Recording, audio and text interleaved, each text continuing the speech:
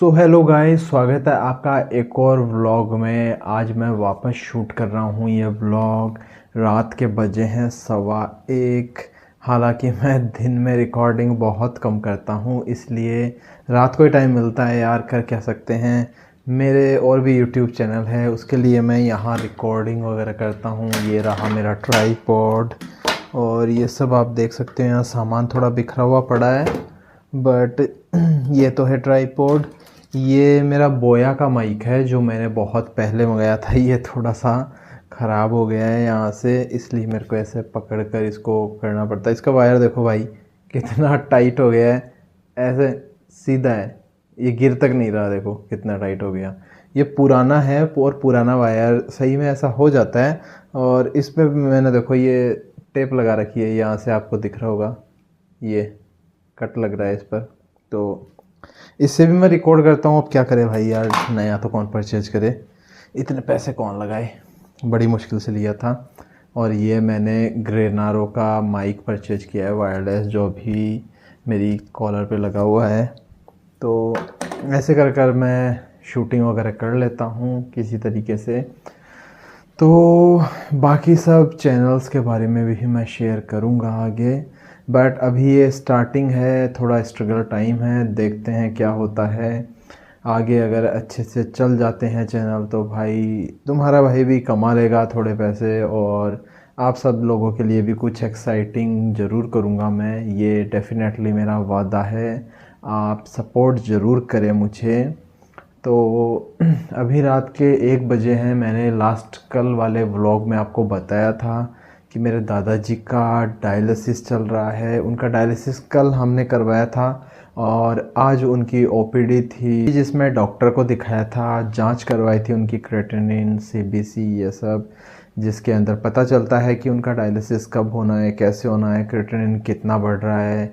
दादाजी की दोनों किडनी डैमेज है और वो काम नहीं कर रही है, इसलिए उनका क्रेटिनिन बढ़ रहा है और इसलिए उनका डायलिसिस करवाना पड़ता है।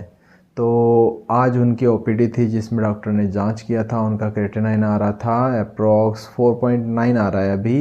पहले जब उनका डायलिसिस फर्स्ट बार कराया था तो पहले उनको एडमिट करवाया था एक हॉस्पिटल में, तब वहाँ पर उनका डायलिसिस करवाने की ज़रूरत नहीं पड़ी। हमें पता भी नहीं था डायलिसिस होता क्या है, बस नॉर्मली एक हॉस्पिटल है पास में, श्री राम ट्रॉमा, उसमें एडमिट करवा दिया था।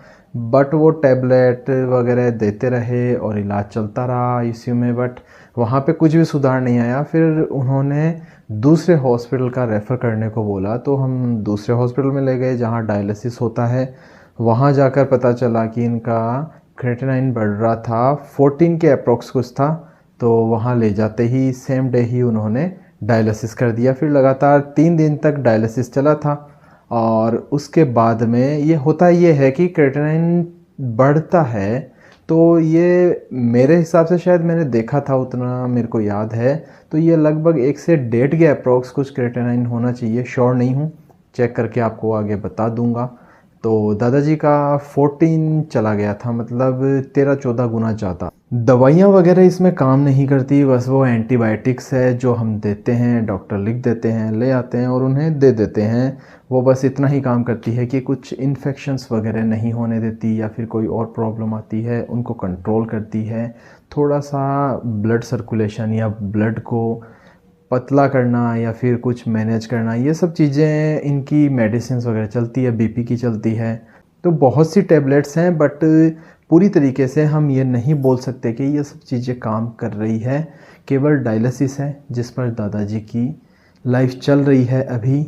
अब मुझे नहीं पता कि इसका सॉल्यूशन कब तक होगा। बहुत से लोग बोलते हैं यार, अजीब भी लगता है सुन के, कि ज़्यादा टाइम दादाजी के पास नहीं है, क्योंकि डायलिसिस पे आने के बाद कुछ कहा नहीं जा सकता। और फिर बॉडी पर भी डिपेंड करता है कि बॉडी रिकवर कर रही है या नहीं कर रही। कई बार डायलिसिस करने से बॉडी दोबारा काम करने लग जाती है, किडनी फंक्शन करने लग जाती है, ऐसी कुछ चीज़ें आती है। बट दादाजी तो डे बाय डे वीक ही हो रहे हैं, तो कह नहीं सकते यार क्या होता है।